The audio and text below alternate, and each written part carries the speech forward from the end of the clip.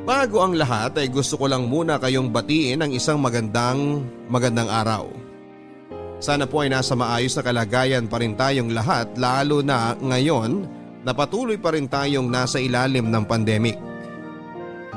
Tawagin niyo na lamang po akong Pearl, 35 years old at isang pediatrician dito po sa Bulacan. Ipinadala ko po sa inyo ang kwento ko para naman may bahagi ang kakaibang storya ng buhay ko na umikot sa aking nakaraan at sa parehong buhay ng aking kapatid at ng kanyang asawa. Magsisimula po tayo sa taong 1999, ang taon kung kailan kami unang nagkatagpo ng aking first love na si Michael. Third year high school ako noon at isang transferee, samantalang fourth year high school naman si Michael. Magkatabi lang noon ang advisory class namin ni Michael, kaya naman halos araw-araw kaming nagkakasalubong noon sa hallway. Aaminin ko, papadudot, na mabilis ako nagkaroon ng crush kay Michael. Siya kasi yung typical na school heartthrob. May itsura, malinis, maputi, cool at higit sa lahat ay matalino rin. Unang tingin ko pa lang sa kanya ay malalaman mo ng anak mayaman siya. Siya yung tipo ng estudyante na kapag naglalakad siya kasama ng mga kaibigan ay siya ang nasa gitna at sinusundan. Siya ang bida, siya ang leading man. Sa mga kabataang artista ngayon ay mayahalin tulad ko siya kay JD Dumagoso sa GMA. Sa katunayan ay medyo may pagkakahawig din sila ng konti. Papadudot, patapos na noon ang school year nang magsimulang ipakita sa akin ni Michael na natitipuhan din pala niya ako.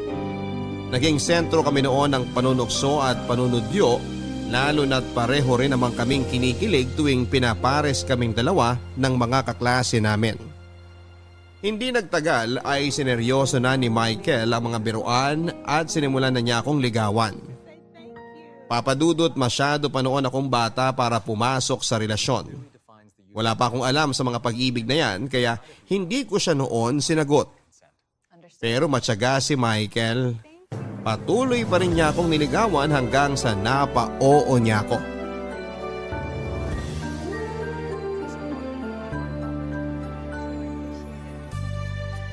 Pearl! Nandito ka pa pala? Di ka pa uwi? Oh, ikaw pala. Hindi pa. Kailangan pa namin maglinis ng gym para sa Friday Mass bukas eh. Ikaw, ba't di ka pa umuwi? Hinahanap kasi kita. Kanina pa nga ako naghihintay sa classroom niyo eh. Bakit naman? Anong kailangan mo sa akin? May sasabihin sana ako sa'yo. Ano? Next time na lang. Busy ka naman yata. Ano nga? Hindi pa sabihin, nandito ka na nga lang eh. Tara na sa gym. Ihatid na kita. Ano nga yun? Sabihin mo na. Pasuspense naman to oh. Kanina mo pa ako hinahanap pero ngayong nahanap mo na ako tsaka ka uurong? Iba naman kasi kanina. Kanina parang andali lang sabihin na nasa isip ko. Pero ngayon nandito ka na at kaharap na kita, parang bigla akong kinabahan eh. Ano ba kasi yun? Ba't ka naman kakabahan sa akin? Alam mo ba kung bakit palagi tayong tinutuksong dalawa ng mga kaklase natin? Bakit nga ba? Nagsimula lang naman yung mga tuksuhan dahil sa sinabi mo raw na type mo ako eh. Tama naman sila eh. Totoo yung mga sinasabi nila. Totoong gusto kita. Ako? Gusto mo ako? Patawa ka naman. Paano mo naman ako nagustuhan wala nga akong ibubuga kumpara sa mga seniors na nagkakagusto sa'yo. Sa ikaw ang gusto ko eh. Ano magagawa nila? Ikaw ang gusto ng puso ko. Ikaw ang gustong tingnan ng mga mata ko. Kamay mo ang gustong hawakan ng kamay ko. Ikaw ang gusto kong makausap. Ikaw ang gusto kong makasama. Ikaw ang gusto kong maging girlfriend. Michael, seryoso ba to? Gusto mo talaga akong maging girlfriend? Oo sana, kung papayag ka. Pero… pero kasi… Pero hindi mo ako gusto? Hindi naman sa ganun. Pero… hindi ko alam. Para kasing nakakatakot magka-boyfriend eh. Natatakot ka? Bakit naman? Virgin pa ako. Girlfriend lang naman ang hanap ko. Bakit naman napunta na dyan ang utak mo? Ikaw ha? Eh basta, ayoko mabuntis ng maaga, no? Plano ko pa magdoktor. Hindi naman natin kailangan umabot sa puntong yun kung hindi ka pa ready. Dapat lang, masyado pa tayong bata. Ang gusto ko lang naman, maging girlfriend kita. Gusto ko, ako maghahatid sa'yo pa uwi. Gusto ko ikaw katabi ko tuwing recess or lunch break. Gusto ko, tawagin mo akong mahal. Basta, wala munang ganun ha. Pangako ko yan sa'yo. Hindi naman kita pipilitin kung ayaw mo eh. Sige. Anong sige? Pumapahig ka na ba na maging boyfriend ako? Oo. Pero, paano bang gagawin? Wala namang kailangan gawin. Pero simula ngayong araw na to, akin ka na at sa'yo na ako. Tapos mahal na ang tawagan natin para mas sweet. Ganun ba? First time mo lang bang magka-boyfriend? Oo, halata ba? Kitang-kita ko ang takot sa mukha mo eh. Para ka namang nakakita ng hold-upper. Baka sabihin nila, tinatakot kita ha? Hindi naman. Gusto rin naman kita eh. Nung una pa lang kitang nakita, crush na talaga kita eh. Nakakailang girlfriend ka na ba? Mukhang sanay ka na sa panliligaw ah. Pang-ilan na ba ako? Pangatlo? 3? Halos magkaedad lang tayo, nakatatlo ka na? Yoko na, maghiwalay na tayo! Lo, ito naman di na mabiro. Pangalawa ka pa lang. Mahal, antayin mo ako! Si Michael ang may tuturing kong high school sweetheart ko, Papa Dudut. Ang relasyon naming nagsimula sa puppy love ay tumagal at mas tumibay pa hanggang sa pareho kaming makapagtapos ng high school.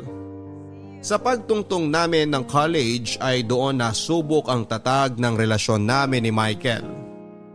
Sa Manila siya nag-aral ng communication arts samantalang ako naman ay mas piniling sa Baguio kumuha ng medicine. Doon po kasi nagtapos ang nanay ko na isa na ngayong cardiologist at gusto kong sundan ang mga yapak niya. Sa pagpili pa lamang ng eskwelahan ay nagkaroon na kami ng kaunting tampuhan ni Michael. Gusto niya kasi na sa paaralan kung saan siya nag-aaral niya ako gustong mag-enroll para hindi na kami magkalayo pa.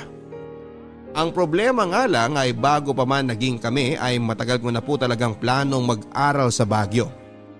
Bata pa lamang kasi ako ay palagi ko nang naririnig sa nanay ko kung papaanong ang college life niya ang isa sa mga pinaka-exciting and unforgettable moments sa buhay niya. At gusto ko ring maranasan yon. Isa pa ay marami na siyang koneksyon sa Baguio. At palagi pa niya akong ibinibida sa mga kakilala niyang doktor na ang ilan ay professor na rin sa Baguio. Nagtampo man noong una. Sa huli ay pinayagan din naman ako ni Michael na sa Baguio mag-aral. Naging madali ang unang 2 taon ng buhay ko sa kolehiyo. Nagkaroon ako ng mga bagong kaibigan at kakilala.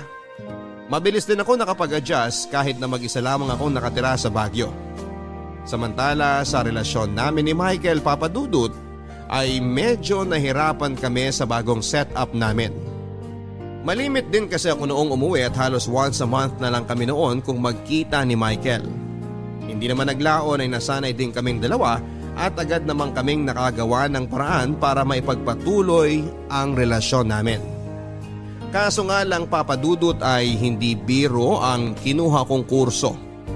Kinain nito ang bawat oras at araw ko.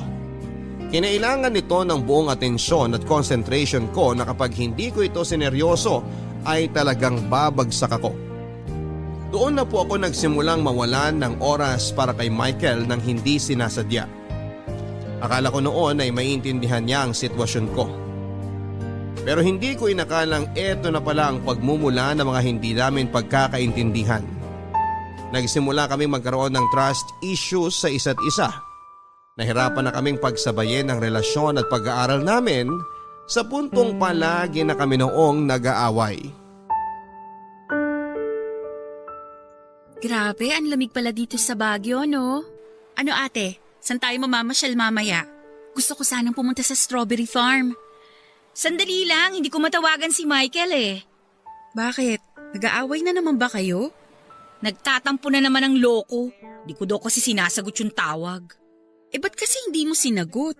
Busy nga ako kanina. Nakita mo naman 'di ba? May problema na naman kami ng groupmates ko sa thesis namin. Napansin ko nga, kulang na nga lang magsabunutan na kayo kanina kasi hindi kayo magkaintindihan. Dapat kasi in-explain mo kay Kuya Michael yung sitwasyon.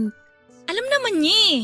Porke kasi nakagraduate na siya, kala niya wala na akong problema sa school.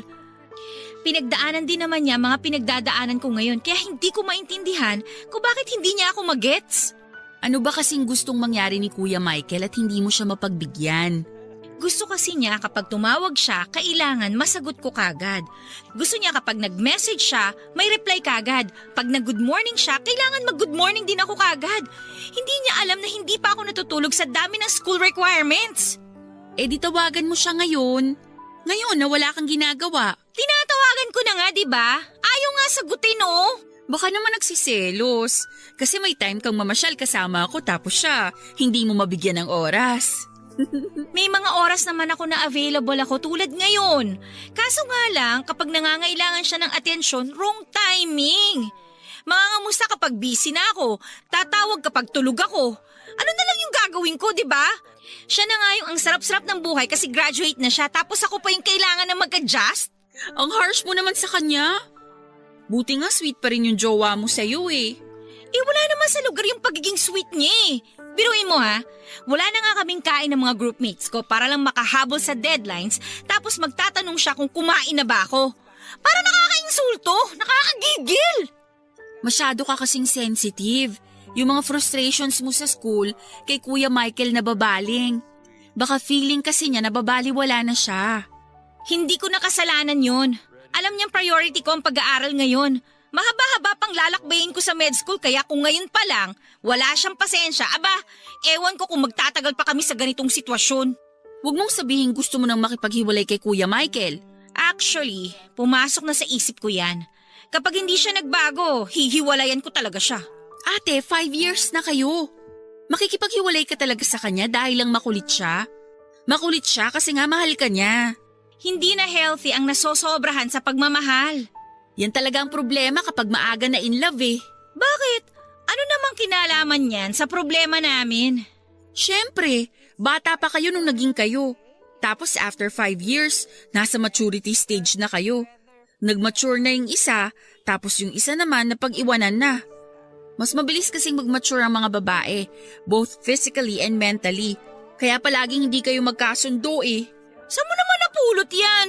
Magdudoktor ka tapos hindi mo alam yun? Ay, no wonder kaya ka pressured sa school. Hay nako, basta, nagsawa na ako sa kaka-baby kay Michael. Ang dami ko nang problema dito tapos dumadagdag pa siya. I-message mo na lang tapos tawagan mo mamaya. Or ako na lang kakausap, gusto mo? Para makalabas na tayo, gutom na ako eh. Ayoko nang kumain ng instant noodles ha. Bakit kasi pumunta ka pa rito? Alam mo namang busy ako, isa ka pa eh. Eh sabi mo kailangan mo mag-unwind. Sakto long weekend sa school kaya napadpad ako dito. Oo, kailangan ko talagang huminga. Kung hindi ko gagawin yon, mababaliw ako. Mukhang tuyot ka na nga eh. Ayain mo na kasi dito si Kuya Michael para madiligan ka naman. Hoy, yung bunganga mo ha. Joke lang. So ano na? Lalabas ba tayo? O lalabas tayo?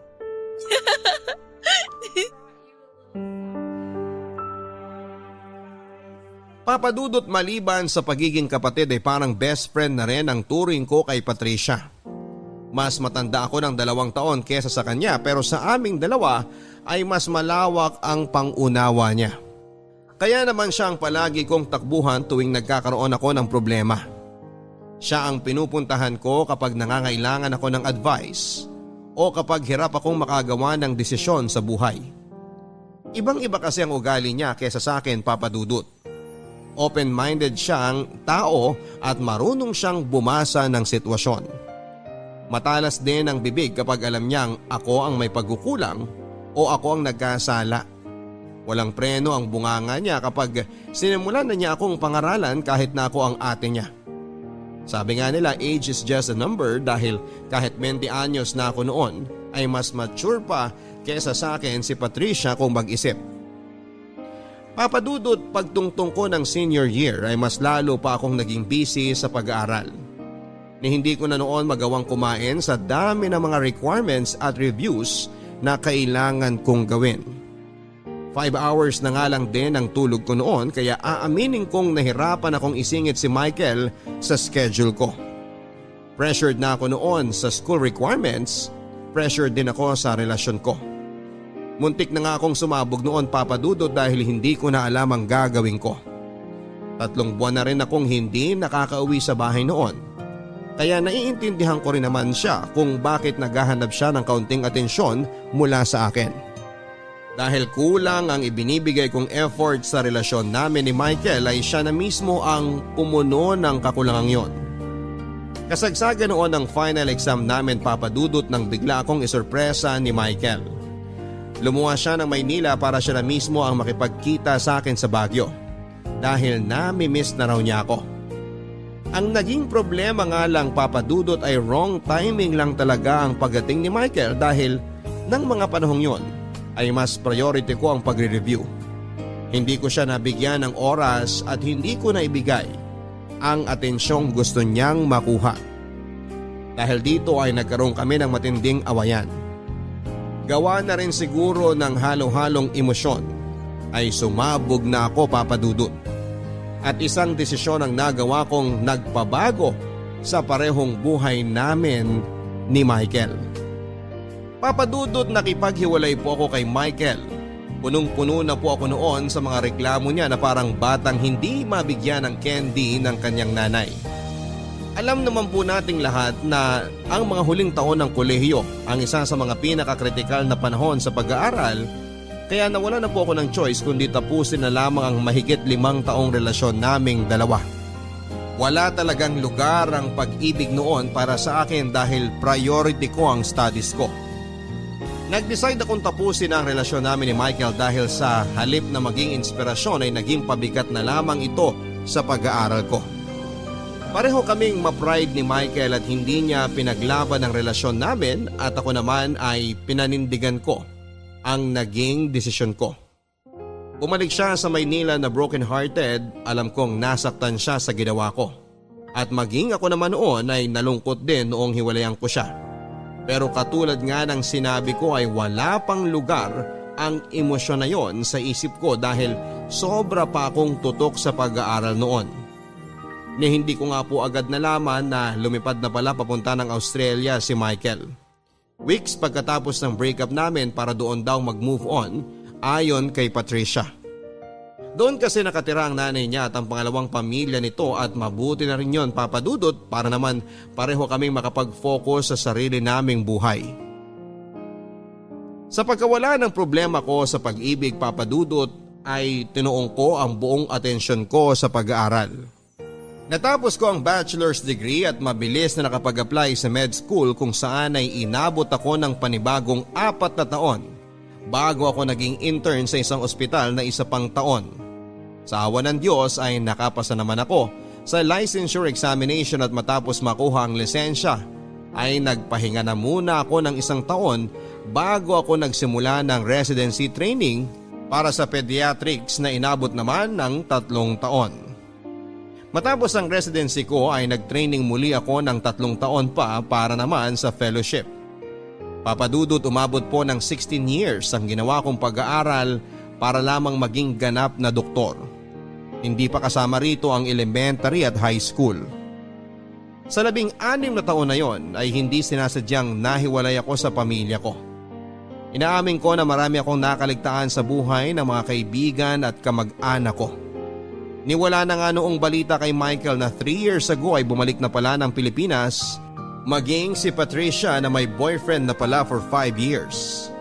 Para akong bumaba sa bundok at ngayon lang nakapag-update sa mga buhay-buhay ng mga taong malalapit sa akin. Pero ang hindi ko inaasahan sa lahat ay nang biglang ipakilala sa akin ni Patricia ang kanyang boyfriend na matagal na niyang tinatago sa akin. Ay, sa wakas, nandito na yung doktora. Sorry, kagagaling ko lang sa ospital. Nag-rounds pa kasi ako eh. Okay lang. Kade-deliver lang din naman ng mga pagkain. Hindi kayo nagluto? Aba, sinong magluluto? Ikaw? Busy din naman ako sa work ko, no? Bakit may handaan? Anong okasyon? Of course! Kailangan nating i-celebrate na sa wakas. Matatapos na rin ang fellowship mo.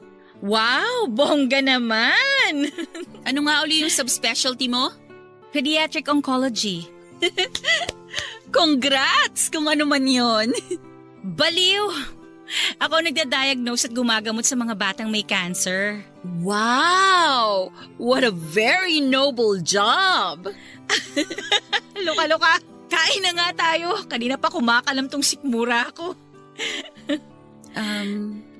Ate, may ipapakilala sana ako sa'yo. Ha? Sino? Pero i-promise mo sa akin na huwag kang mabibigla ha. Bakit naman ako mabibigla? Si Ding Dong Dantes ba yan? Basta i-promise mo sa akin. Okay. Sino bang ipapakilala mo? Han? Halika na rito! Hi, Pearl. Michael? Anong ginagawa mo rito? Anong nangyayari, Patricia? Hindi ko maintindihan. Ate, di ba nabanggit ko sa iyo noon na may boyfriend na ako? Oh, na ayaw mong ipakilala sa akin. Teka, Oo. Si Michael ang boyfriend ko. What? Ate, mag-e-explain ako. Sige, makikinig ako. Noong naghiwalay kayo ni Michael, hindi ba lumipad siya sa Australia? Galit siya sa'yo noon pero concerned pa rin siya sa'yo kasi alam mo naman na biglaan yung paghihiwalay niyo, di ba? Ako ang naging source niya ng mga updates tungkol sa'yo. Nagkaroon kami ng communication habang nasa ibang bansa siya. Then, nagpatuloy na lang yung communication namin yon. Eventually, after 5 years, nanligaw siya sa akin.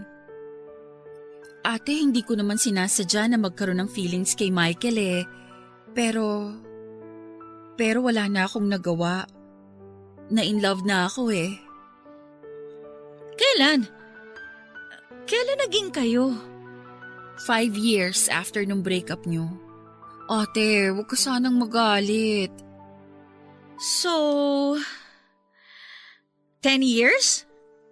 10 years na kayong magkarelasyon nang hindi ko alam? Paano nangyari yun? Ate, maraming nangyari noon habang busy ka sa pag-aaral.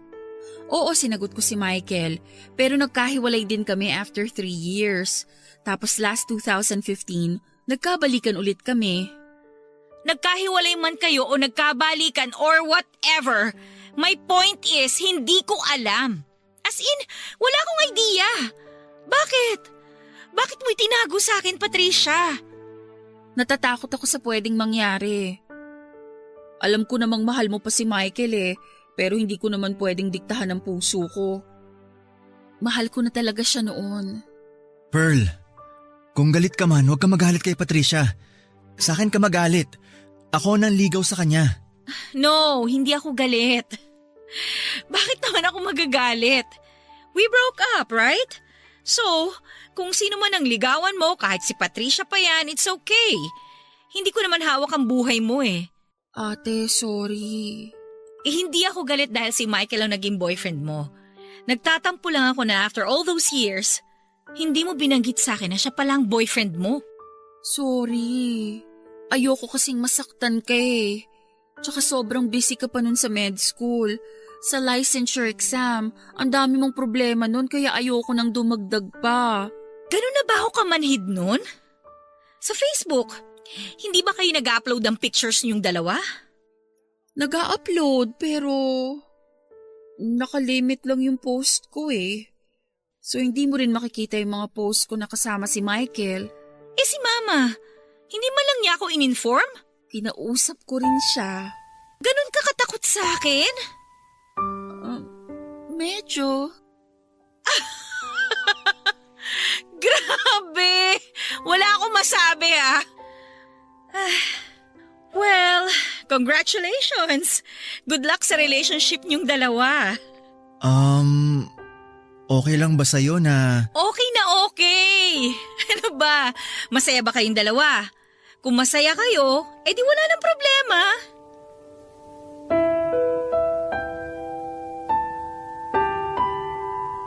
Papadudot, sa totoo lang ay sobrang awkward ng muling pagkikita namin ni Michael. Hindi naging maganda ang paghihiwalay naming dalawa, kaya noong muli kaming nagkita ay hindi ko alam kung paano ko pa siya i-approach. Wala kaming naging closure. Ni hindi ko alam kung galit pa ba siya sa akin dahil sa nangyari o kung nakapag-move on na ba siya sa relasyon namin. Wala akong alam. Sobrang daming katanungan ang tumatakbo sa isipan ko noon ng mga panahong yon. Mas lumala pa ang sitwasyon noong malaman kong si Patricia na nga ang bago niyang girlfriend. Sa dami ng babaeng pwedeng ipalit sa akin ay bakit ang kapatid ko pa? At sa dami ng pwedeng i-boyfriend ng kapatid ko ay bakit ang ex ko pa? Pero katulad ng isang supportive na kapatid ay ipinakita ko sa dalawang suporta ko kahit na sa loob-loob ko ay medyo naapektuhan ako, Papadudot. Aminin kong naapektuhan talaga ako nang malaman ko na ang ex-boyfriend ko at ang kaisa-isa kong kapatid ay magkasintahan na pala ngayon. Ilang taon akong nawala ng komunikasyon kay Michael tapos malalaman kong si Patricia na pala ang kinakasama niya. Para po akong nakaramdam ng betrayal kahit na alam ko namang wala dapat akong karapatang makaramdam ng ganong klase ng emosyon. Dahil sa simula pa lang ay ako na ang tumapos sa relasyon naming dalawa ni Michael. Tuwing nagkakasama kaming tatlo ay napaka-awkward ng paligid, Papadudot. Alam ko sa sarili ko na may nararamdaman pa rin ako para kay Michael. Pilit ko lang yon tinatago noong kasagsagan ng pag-aaral ko. Pero ngayon na available na ang oras ko ay aaminin ko na medyo umaasa rin ako na baka may chance pa na kaming dalawa ni Michael ay magkabalikan. Yun nga lang ay hindi na niya ako nahintay pa. Para hindi na ako masyadong maapektuhan pa ay medyo dumistansya po ako sa kapatid ko. Hindi po talaga ako komportableng makita na sweet silang dalawa ni Michael na para bang walang namagitan sa amin ng boyfriend niya. Sa totoo nga niyan, Papadudot, ay medyo umasa pa ako noon na baka hindi rin sila magtatagal pero hindi ko inaasahan na nasa planning stage na pala sila ng pagpapakasal. Sorry na-traffic ako.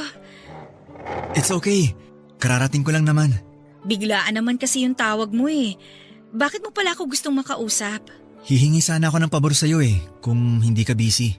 Ano bang klaseng pabor? Plano ko sanang sorpresahin si Patricia. Gusto ko na mag-propose sa kanya. Talaga? Oo.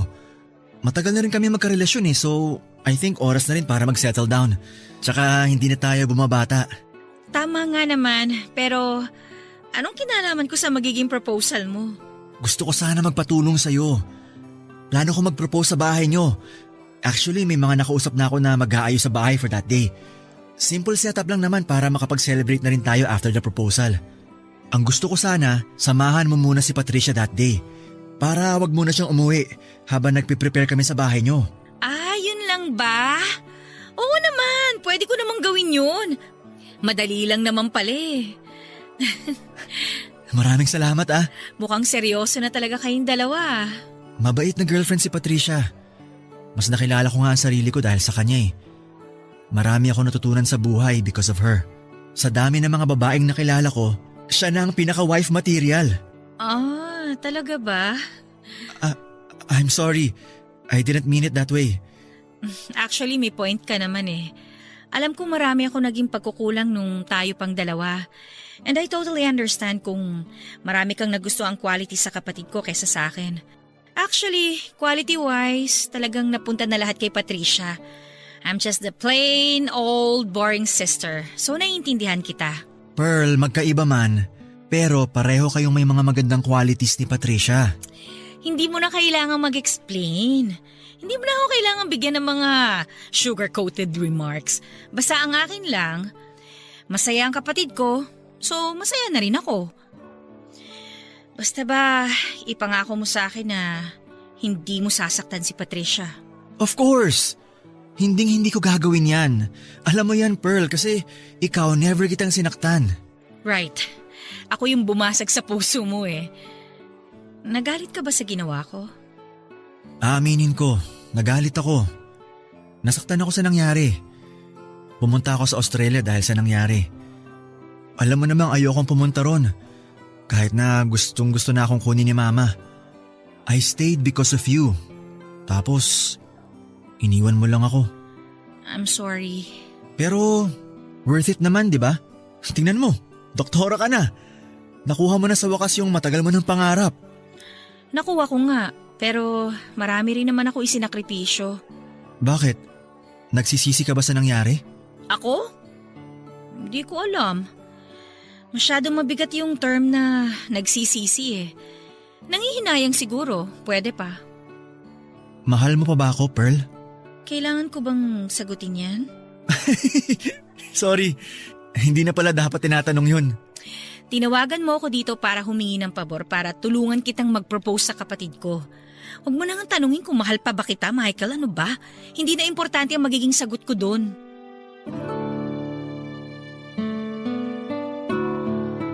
Sa tulong ko, Papa Dudut, ay naging successful ang surprise proposal ni Michael kay Patricia. Magsisinungaling ako kung sasabihin kong hindi ako nakaramdam ng inggit nang makitang masaya na sa isa't isang dalawa. Pumasok din sa isipan ko ang tanong na kung hindi ko kaya hiniwalayan si Michael noon ay sa ganito rin kaya kami hahantong. Sa isang proposal kung saan ay tatanungin din ako ni Michael kung gusto ko ba siyang pakasalan at sasagot naman ako ng oo. Kung nangyari yon ay sigurado ako na ang saya-saya ko ngayon. Siguro ako ngayon ang engaged, kaso hindi. Nandoon ako ng panahong yon sa gilid nakahawak ng cellphone upang kunan ng video ang memorable moment nilang dalawa habang lihim na naiinggit sa pagmamahala ng kapatid ko at ng ex-boyfriend ko. Papa Dudut, maituturing na ba akong masamang tao kung lihim kong hinihiling na sana ay hindi mag-yes ang kapatid ko? Siguro nga dahil pinagkakaitang ko sila ng kasiyahan. Sa sumunod na taon ay nagpakasal na sina Michael at Patricia. Sobrang bongga ng kasal, Papa Dudut, na sa tingin ko ay aabot ng mahigit 1.5 million ang nagastos nila. May kaya kasi ang pamilya ni Michael. Sa Australia nakatira ang nanay niya samantalang may sarili namang negosyo ang tatay niya. Bukod dito ay nagtatrabaho bilang marketing associate si Michael samantalang accountant naman si Patricia. Kaya hindi nakapagtataka kung bakit kaya nilang umupa ng 3 floor ng hotel para sa kasal nila at magkaroon ng malaking reception. Siyempre, Papa Dudut, ako ang tumayong maid of honor ni Patricia. Ayos lang naman sa akin yon dahil nang panahong yon ay medyo tanggap ko na hindi para sa akin si Michael. Kung ano man ang nararamdaman ko sa kanya ay pilit ko na lang itong ibinaon sa limot dahil hindi na para sa akin ang puso niya, kundi pagmamay-ari na ito ng kapatid kong si Patricia. Pagkatapos ng kanilang kasal at 3 weeks na honeymoon sa Italy ay bumukod na sa amin ang bagong kasal. Pareho pa rin kasi kami noong nakatira ni Patricia sa bahay ng magulang namin, kaya nakahinga ako nang lumipat na sila ng tirahan. Kahit doktora na ako noon, Papa Dudut, ay hindi pa ako stable noon kaya huwag niyo akong sisihin kung bakit sa nanay ko pa nakatira. Dahil kalahati ng taon ko ay ginugol ko sa pag-aaral. Anyway, pagkatapos ng 2 taon kung saan ay inaasahan ng magkakaroon ng panganay na anak sina Michael at Patricia, ay isang masamang balita ang natanggap namin mula sa kanila. Hirap palang magbuntis si Patricia. Papa Dudut, bilang kapatid ay trabaho ko ang i-comfort si Patricia sa pinagdadaanan niyang problema. Siguro ay oras na rin para ako naman ang maging sandalan niya na ngayon ko lang na-realize ay hindi niya malimit na ginagawa. Doon ko lang napagtanto, Papa Dudut, na hindi ako ang takbuhan ni Patricia kapag may problema siya. At napansin ko rin na hindi siya gaanong nagsishare masyado sa akin ng problema. Hindi katulad ko na open book ako kay Patricia. Alam niya lahat ng sikreto ko, lahat ng baho ko. Hindi ko alam kung dahil ba masyado akong marupok at dependent. Samantalang independent naman si Patricia at kayang tumayo sa sariling paa ng mag-isa. Matagal na raw nilang alam na mag-asawa ang kondisyon ni Patricia pero ngayon lang nila ito ipinaalam sa mga malalapit nilang kamag-anak. Nung una ay plano sana nilang mag-ampon ng bata pero ayon kay Michael ay gusto raw niyang magkaroon ng anak na nanggagaling mismo sa kanilang dugo. Kaya naman sinubukan pa rin nilang bumuo ng anak sa pag-asang makakatanggap sila ng milagro. Pero maila pa rin ang kapalaran sa kanila. Isa sa mga naisip nilang solusyon para magkaroon ng anak ay ang surrogacy, kung saan ay kukuha sila ng isang surrogate mother na magdadala ng kanilang anak. Papadudot, mahal ang bayad ng isang surrogate mother at maliban dito ay mahal din ang procedure. Milyon ang kailangan nilang bayaran para sa compensation, healthcare cost at pati na rin sa mga legal fees. Hindi pa dito kabilang ang ilang pang gastusin na kakailanganin ng surrogate mother. Ang napagkasunduan nila Michael at Patricia para makatipid sa gastusin ay ang gawin akong surrogate mother. Opo, Papa Dudut, sa dami ng pwede maging surrogate mother ay ako ang napili nilang kumarga ng kanilang magiging anak.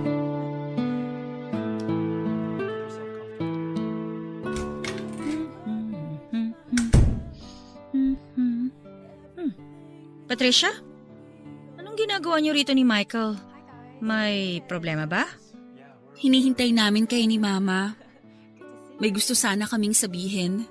I think nasa clinic pa si Mama eh. Mamaya pa uwi yun. May nangyari ba? May bad news kami ni Michael eh. Ano nangyari? Kanina pa ba kayo rito?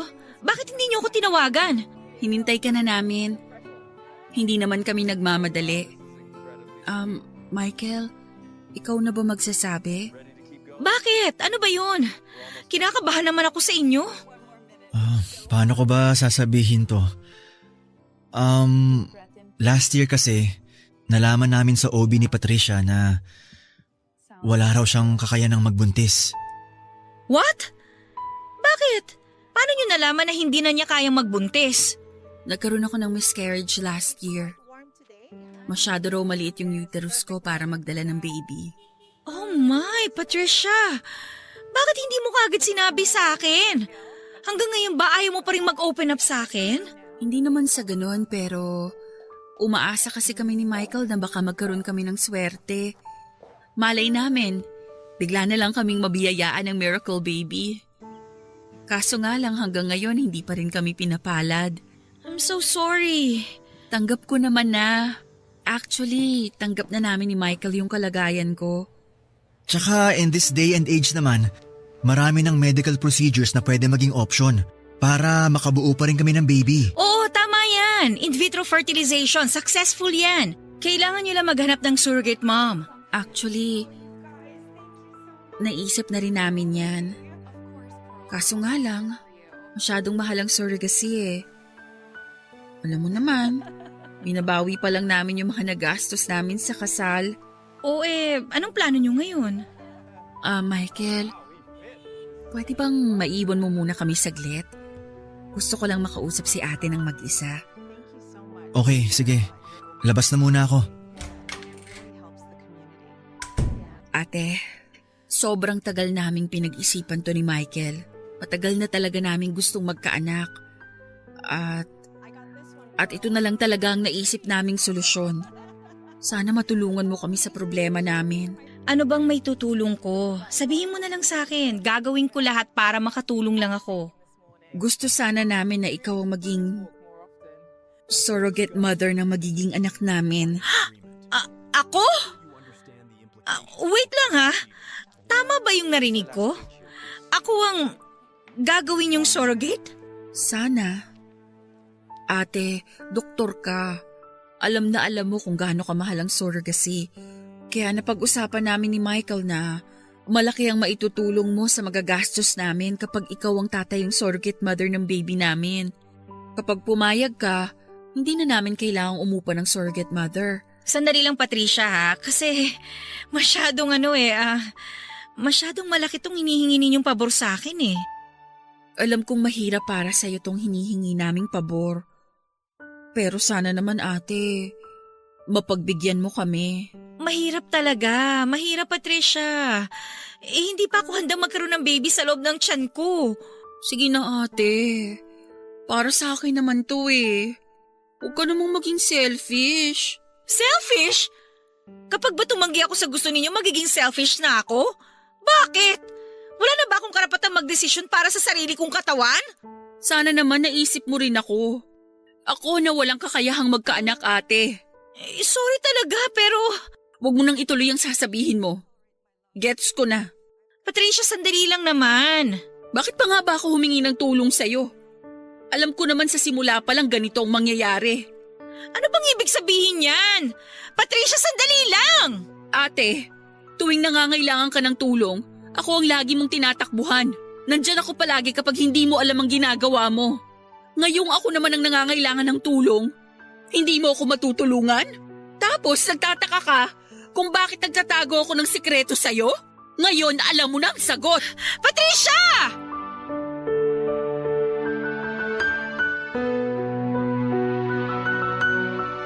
Papadudot, hindi naman po ako against sa plano nila Michael at Patricia na maghanap ng surrogate mother para mabigyan sila ng anak. Pero hindi naman din po ako papayag na ako ang maging surrogate mother nila. Masakit na nga po sa akin na sa kapatid ko napunta ang lalaking minamahal ko. Ako pang tumayo nilang maid of honor tapos gusto pa nila ako ngayon na ako ang magdadala ng magiging anak nila. Tumanggi po ako, papadudod, sa hinihiling na pabor sa akin ni Patricia. Never pang pumasok sa isipan ko ang maging isang ina. Not to mention ang mga anak ng hindi naman magiging akin. Hindi basta-basta ang hinihiling sa akin nila Michael at Patricia. Nangangailangan ito ng matinding paghahanda, mentally, physically at maging emotionally, kaya hindi po ako pumayag.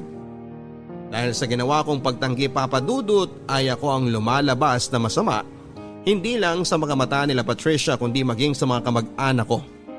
Para bang ako ang naging kontrabida sa buhay nila dahil ako ang naging dahilan kung bakit hindi nila makuha ang kaligayahang kanilang inaasam. At dahil sa nangyari ay nagkaroon ng lamat ang relasyon namin ni Patricia. Ilang buwan din kaming hindi nag-usap. Sa bawat paglapit ko sa kanya ay lumalayo siya. Wala naman akong karapatang magreklamo dahil ang lahat ng simpatya ay na kay Patricia. Pakaramdam ko noon ng mga panahong yon ay tila ba wala akong kakampi. Ni hindi ko mailabas ang hinanakit ko. Hindi ko maintindihan kung bakit parang hindi nila makuha ang punto ko. Ni hindi man lang nila maintindihan ang nararamdaman ko. Sa puntong yon, papadudot, ay pinagsawalang bahala ko na lamang ang emosyon ko. At sa huli pumayag na lamang akong maging surrogate mother ng magiging anak nila Patricia at ni Michael.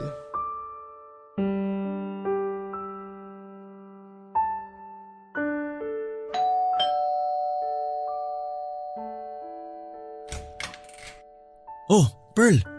Naparito ka. Nandyan ba si Patricia? Gusto ko sana siyang kausapin. Sige. Nasa loob siya. Pasok ka.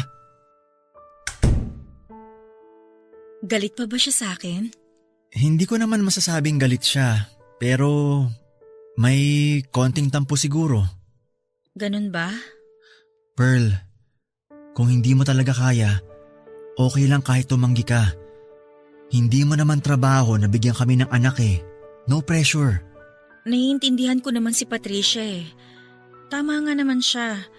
Sa buong buhay namin, si Patricia ang laging tagasalo sa mga problemang hirap akong solusyonan. Sa kanya ako lagi kumakapit kapag hindi ko na kayang lumaban. Ngayon na nga lang siya hihingi ng tulong sa akin tapos hindi ko pa siya mapapagbigyan. Hindi rin naman kasi madali yung hinihingi namin sa'yo eh. Kaya naiintindihan ko nararamdaman mo. Alam mo, nagbago ka na talaga. Bakit mo naman nasabi? May empathy ka na kasi sa ibang tao samantalang nung boyfriend pa kita, ni hindi mo man lang ako naintindihan nun.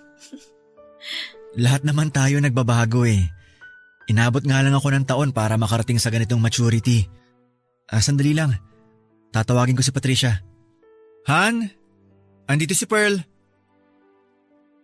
Patricia, Oh, ba't nandito ka? Anong ginagawa mo rito? pumunta ako rito para sabihing pumapayag na ako. Talaga? Oo, Pumapayag na ako maging surrogate mother ng magiging anak nyo. Ate, salamat. Habang buhay kong tatanawin na utang na loob to sa'yo. Hindi mo alam kung gaano mo ako pinasaya ngayon. Para saan ba't naging magkapatid tayo kung hindi naman kita matutulungan sa problema mo, di ba? Pwede ko bang tanungin kung anong nagpabago ng isip mo? Alam mo, narealize ko na sa buong buhay ko, ikaw palagi ang katulong ko sa mga problema ko. Ikaw yung naging ate ko kahit na ako naman ang panganay sa ating dalawa. Narealize ko na kapag nangangailangan ako, nandiyan ka palagi tsaka handang tumulong. I'm just returning the favor. Ngayon, ikaw naman ang nangangailangan. Siguro dapat rin na gampanan ko yung pagiging ate ko sa'yo. Kung kaya ko namang ibigay yung pangangailangan mo, bakit ko naman ipagdadamot? Salamat talaga, ate. Pasensya na rin pala sa mga nasabi ko nung nakaraan. Medyo na-disappoint lang kasi ako that time, kaya nakabitaw ako ng salitang medyo masakit. Magiging selfish talaga ako kapag pinagkaitang kita ng anak, knowing na kaya ko namang i-provide sa'yo yun. Natagalan nga lang ako magdesisyon kasi kinailangan ko pa talagang pag-isipan to ng maraming beses. Naiintindihan naman kita, ate. Basta, kailangan ko na matinding counseling after, ha? Alam mo namang madali akong ma-attach sa mga bagay-bagay at weakness ko talaga yung mag-move on. Oo, ate, kami nang bahala dyan. Required din naman sa atin na dumaan ng counseling para sa emotional at mental state ng both parents at ng surrogate mother. Ay, good luck sa atin. May naisip na ba kayong pangalan sa baby kung sakali? Meron na. Asher, na ibig sabihin sa Hebrew, blessing. Talaga? Sa lalaki. Paano naman kung babae? May naisip na rin kami pag babae. Papangalanan namin siyang Aya, na miracle naman if translated in Arabic. Nag-research talaga kayo, ha? Oo, sobrang tagal na talaga naming pangarap ni Michael na magkaanak eh. At sa wakas, maaabot na rin namin yun dahil sa'yo. Maraming salamat, ate.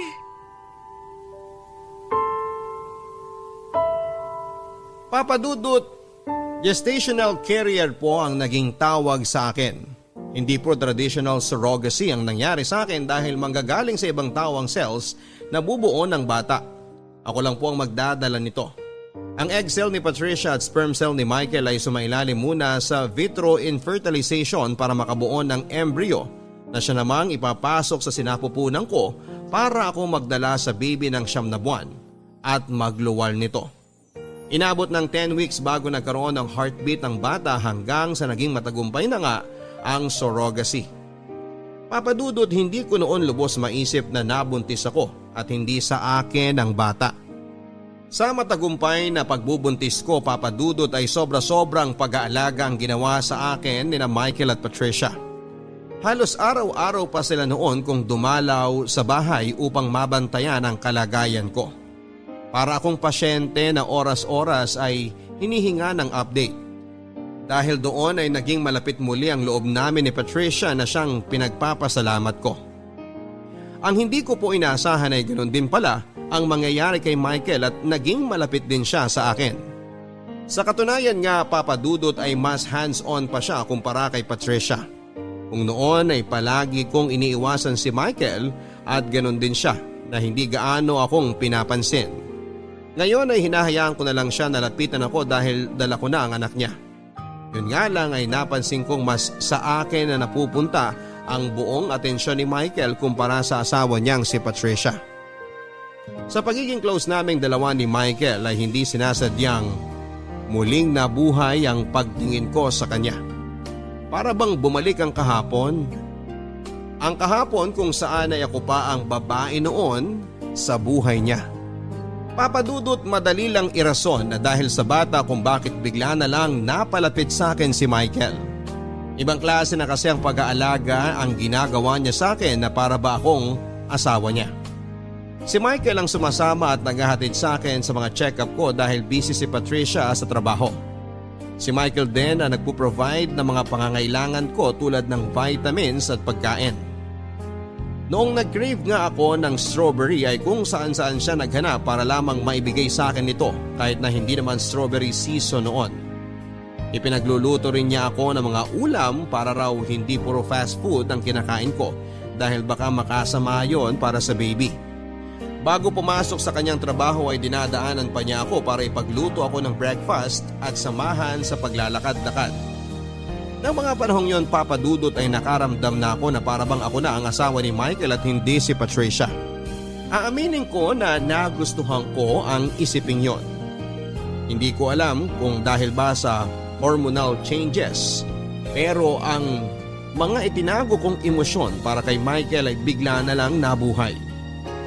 Ang mga naramdaman ko para sa kanya noon ay bigla na lang lumutang na parabang kailan lang noong dalawa pa kami ang nagkakasama. Bigla kong na-miss ang pagiging sweet niya sa akin, ang pagiging maalaga niya at pagiging gentleman. Sa pagkakataong yon, Papa Dudut, ay doon ko pinagsisihan na pinakawalan ko ang isang tulad ni Michael. Hindi ko inakala na sobrang laki ng pinagbago niya. Mature na siya at hindi tulad noon na parabang batang excited na makakuha ng atensyon. Ngayon ay ako naman ang parang batang umaasa na sana kami na lang muli. Na sana ibalikan na lang niya ako. Kahit na alam kong hindi na mangyayari yon. Papa Dudut, maniwala kayo sa akin. Sinubukan kong pigilan ang nararamdaman ko kay Michael. Pinilit kong itinago ang nararamdaman ko sa kanya. Pero paano ko magagawa yon kung araw-araw ko siyang nakikita? Kung bawat oras ay nakakatanggap ako ng text message sa kanya para tanungin kung maayos ba ang sitwasyon ko o kung kailangan ko ng tulong.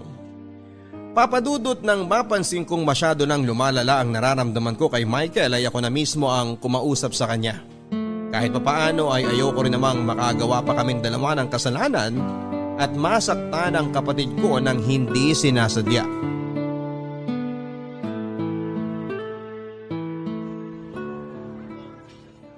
Ma, maglalakad-lakad lang ako sa labas ha.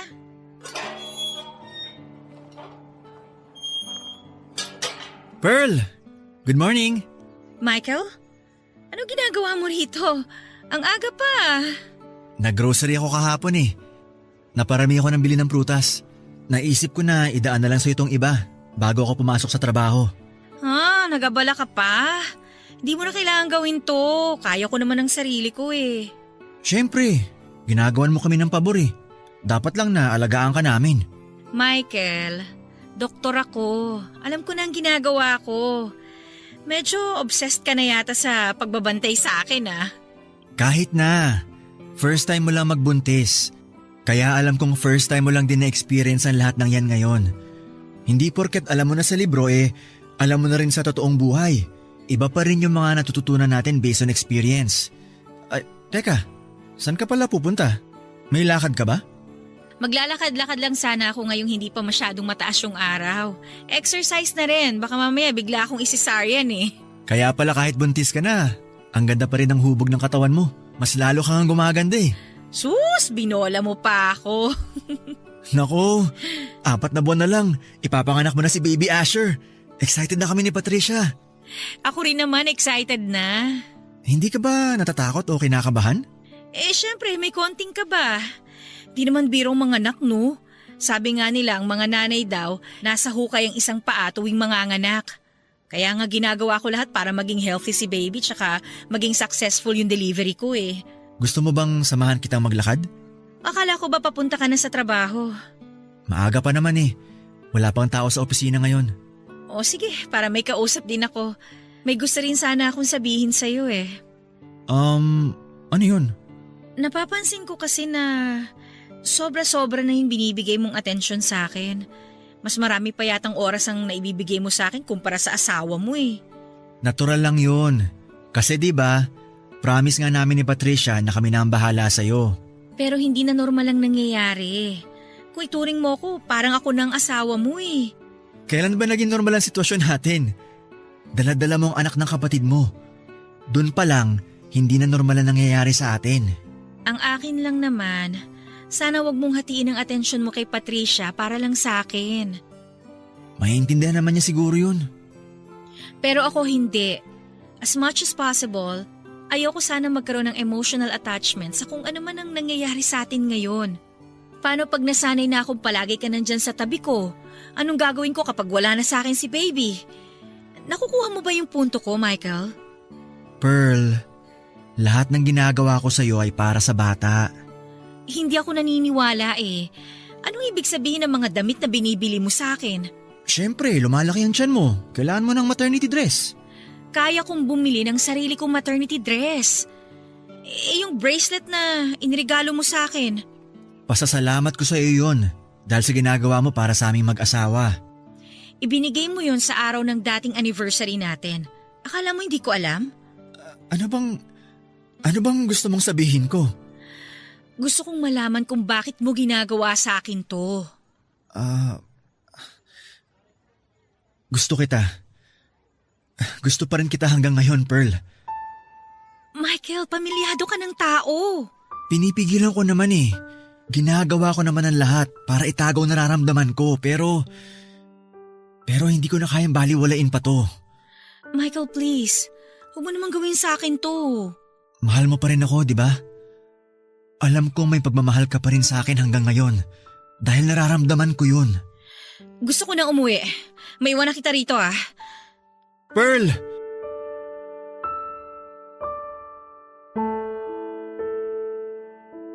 Pero matapos ang mga revelasyong narinig ko mula kay Michael, ay doon ko na-realize na hindi na maganda itong mga nangyayari. May gusto pa rin ako kay Michael at ganon din siya na may gusto pa rin pala sa akin. Ang problema ay kasal na siya sa kapatid ko at higit sa lahat ay ako ang may dala sa anak nila. Sobrang gulo ng buhay namin ng mga panahong yon, Papa Dudut.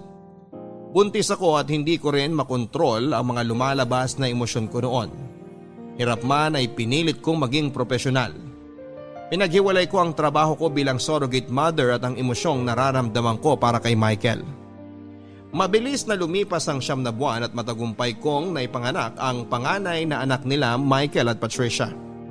Papadudot, nang mawala sa akin si Asher ay aaminin kong nagkaroon ako ng attachment issues. Nung una ay hindi ko naman talaga itinuturing na anak si Asher dahil technically ay hindi ko naman talaga siya anak. Pero nang kunin na sa akin ang bata ay para bang nagkaroon ako ng separation anxiety. Kahit na papaano, sa 9 na buwang pinagdaanan namin ni Baby Asher ay na-attach na rin ako sa kanya. Kaya masakit din na mawala siya sa akin. Pero katulad nga ng napag-usapan at ang mga pinirmahang legal documents ay hindi sa akin si Asher, kaya wala akong karapatan sa bata. At dahil sa nangyari, Papa Dudut, ay nagpakalayo-layo na muna ako para makapag-move on. Kumuha ako ng sarili kong apartment para makalayo mula sa pamilya ni Michael. Malaking tulong na rin ito sa akin para maalis ko na rin ang muling nabuo na pagmamahal ko para sa asawa ng kapatid ko. Nag-focus na lamang ako sa trabaho at pansamantalang dumistansya mula sa pamilya ko. Ang kaso, Papa Dudut, ay ang tukso mismo ang lumalapit sa akin. Kahit dapat ay wala na kaming koneksyon ni Michael dahil wala na sa akin ang bata, ay nakakatanggap pa rin ako ng pangungumusta mula sa kanya. Pilit niya akong hinahabol, Papa Dudut, at walang kaalam-alam si Patricia sa ginagawa ng kanyang asawa. Nang minsang bisitahin niya ako sa apartment ko ay doon na po ako nakagawa ng kasalanan. Hindi na po ako nakaiwas sa tukso. Nagpaubaya na lamang kami sa dikta ng mga puso naming naghiwalay mahigit 1 dekada nang nakakalipas. Nang gabi pong yon ay may nangyari sa pagitan namin ni Michael.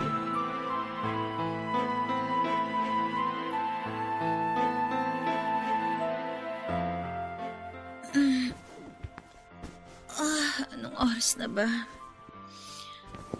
Michael! Michael, gumising ka na dyan! Anong oras na? 7:00 na! Naku, late na ako sa trabaho. Michael, kailangan nating mag-usap. Mamaya na lang tayo mag-usap. Late na talaga ako. Patayo kay boss nito. Tinawagan ako ni Patricia kanina. Anong sinabi? Binanggit mo ba na magkasama tayo? Gusto mo bang patayin tayo ng kapatid ko? Hindi ako hibang para sabihin na nandito ka ngayon sa apartment ko. Bakit siya tumawag? Hinahanap ka niya. Hindi ka ba nagpaalam sa kanya? Ano ka ba naman, Michael? Anong ipapaalam ko sa kanya? Na pupuntahan kita? Sana naman nagrason ka na lang ng iba para hindi siya mag-alala. Sige. Alam ko na ngayon ang gagawin sa susunod. Anong susunod? Wala nang susunod. Itigil na natin to. Mali tong ginagawa natin, Michael eh. Kasalanan tong ginagawa natin. Kasalanan ba natin na sundin ang gusto ng puso natin? Matagal nang tapos yung kwento natin. Simula nung pinakasalan mo si Patricia, pinatid mo na ang koneksyon nating dalawa. Wala na tayong karapatan sa isa't isa.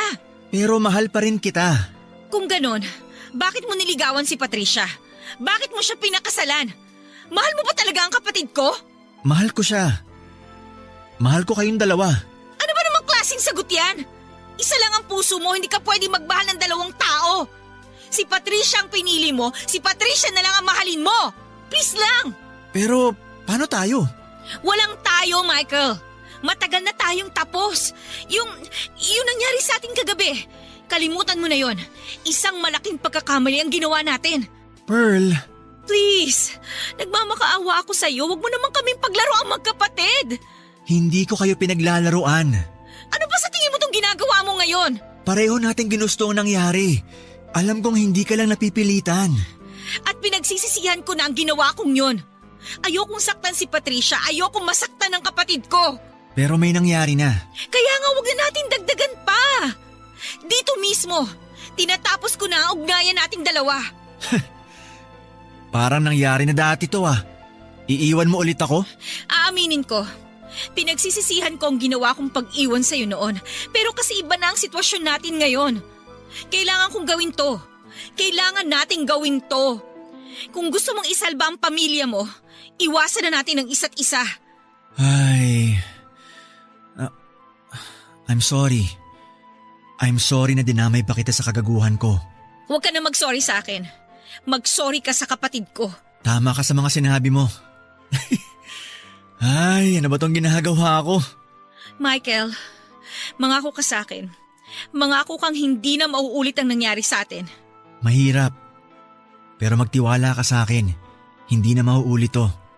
Ano na ngayon ang gagawin mo? Hindi ko alam. Wala na akong mukhang maihaharap kay Patricia. Siguro magpapakalayo-layo na lang muna ako. Michael, please, huwag mong lolokohin ang kapatid ko. Nagawa ko lang naman yun dahil may nakaraan tayo eh. Hindi ko magagawang lokohin si Patricia. Magtiwala ka sa akin. Hindi ko magagawang mambabae. Katulad ng sinabi ko sa'yo, mahal ko si Patricia. Siguro, nalito lang ang puso ko simula nung naging close ulit tayo dahil kay Baby Asher. May tiwala ako sa'yo, Michael. Alagaan mo ang asawa at anak mo. Kalimutan na natin ang lahat. Ibaon na lang natin sa limot ang nangyari. Tanggapin na lang natin na hindi talaga tayo para sa isa't isa. Papadudot mabilis din naman akong nagising sa katotohanan. Nang mahimasmasan ay agad akong ginupo ng konsensya. Agad akong sinampal ng common sense ko na mali ang ginawa ko. Na mali ang ginagawa namin ni Michael. Pareho kaming nagtaksil sa mismong kapatid ko at sa halip na kampihan ko si Patricia, ayoko pa ang lumapastangan sa kanya. Kahit na kami ni Michael ang naunang nagkarelasyon, si Patricia na ang nagmamay-ari sa puso ni Michael dahil ito ang sinumpaan nilang pareho sa harap ng Diyos. Nagalit ako sa sarili ko, Papa Dudut, dahil hindi ko nalabanan ang bugso ng damdamin. Siguro ay walang maniniwala kung sasabihin kong hindi ko sinasadya ang mga nangyari. Nadala lamang ako ng emosyon kaya ko po nagawa yon at hanggang ngayon ay pinagsisisihan ko pa rin ang mga nangyari. Bago pa man kami maghiwalay ni Michael ay kinausap ko na siya ng masinsinan. Sinabi ko sa kanya na maling-mali ang ginagawa naming pareho. Kapatid ko si Patricia at ayaw kong masaktan siya. Kaya kung ano man ang nararamdaman namin ni Michael sa isa't isa ay kailangan na naming itapon ang lahat ng yon dahil parte na lamang ito ng nakaraan. Nakiusap ako kay Michael na itigil na ang ginagawa niya. Nakiusap ako na huwag na niyang lolokohin si Patricia lalo na't may anak na sila. Papadudot na ngako kami ni Michael sa isa't isa na hanggang doon na lamang kami. Doon mismo ay sinara na namin ang pintuan ng bawat isa. Nang sa gayon ay hindi na madagdagan pa ang kasalanang nagawa namin. Sa mga sumunod na buwan ay pinasok na ng COVID-19 ang Pilipinas dahilan para magkaroon ng total lockdown sa buong bansa. Malaki ang naitulong nito Papa Dudut para makalayo ako kay Michael. Sa pagdami ng kaso ng virus sa bansa ay ginugol ko ang bawat oras ko sa mga batang tinatamaan ng nasabing sakit. In a way ay eto na rin ang naging rason ko kung bakit unti-unti ring nawala sa puso't isipan ko si Michael, hindi kalaunan. Sa ngayon Papa Dudut ay kontento na ako sa buhay ko. Mahirap ang pinagdadaanan natin sa kasalukuyan pero masaya ako na nakakatulong ako sa mga batang nangangailangan ng atensyon. Malaki ang pasasalamat ko sa Panginoon na lahat ng naging COVID patients ko ay nakasurvive naman sa naturang sakit. Wala na akong balita pa kay Michael dahil hindi ko na pinapansin ang bawat messages niya na dumarating sa akin. Paminsan-minsan ay nakikibalita naman ako kay Patricia kung kumusta na si Asher. Hanggang ngayon ay wala pang kaalam-alam si Patricia sa mga nangyari sa aming dalawa ni Michael at wala kaming planong ipaalam ito sa kanya. Dadalhin na lang namin ang sekretong yon hanggang sa huli naming hantungan. Ito po ang dahilan kung bakit ako sumulat sa inyo Papa Dudut dahil wala na akong iba pang maaaring mapagkwentuhan ng mga nangyari, kundi ang inyong programa na lamang. May mga ibang pangyayari, pangalan at lugar na nabago at ipinapangako ko sa inyo na hanggang doon na lamang ang naging kwento namin ni Michael. Maraming salamat po sa pagkakataong ito at sana ay merong napulot na aral ang ating mga kabarangay sa kakaibang kwento ng buhay ko. Gagamitin ko rin po ang pagkakataong ito para sabihin sa mga listeners ng Barangay Love Stories na nasa pandemya pa rin tayo at sana ay patuloy pa rin tayo sa pagsunod sa mga safety protocols. At sana rin po ay magpabakuna na tayo para matalo na natin ang sakit na ito. Yun lamang po at maraming salamat. Ang inyong forever kapuso at kabarangay, Pearl. Maraming salamat Pearl sa pagbabahagi ng kwento ng iyong buhay, pag-ibig at pag-asa dito sa Barangay Love Stories. Kahit saang anggulo naman natin tignan ay masama talaga ang pakikiapid. Yan ang ika-6 na utos ng Diyos. Kaya naman sumasang-ayon ako sa iyong desisyon na humiwalay ka na kay Michael. Mga kabarangay, mahirap talaga kapag puso ang palaging pinapairal. Kailangan kapag gumagawa tayo ng isang desisyon ay gamitin din natin minsan ang utak natin para maiwasan ang dilubyong darating. Kung sakali mang mali pala ang isinisigaw ng puso natin, tandaan natin na ang pagsisisi ay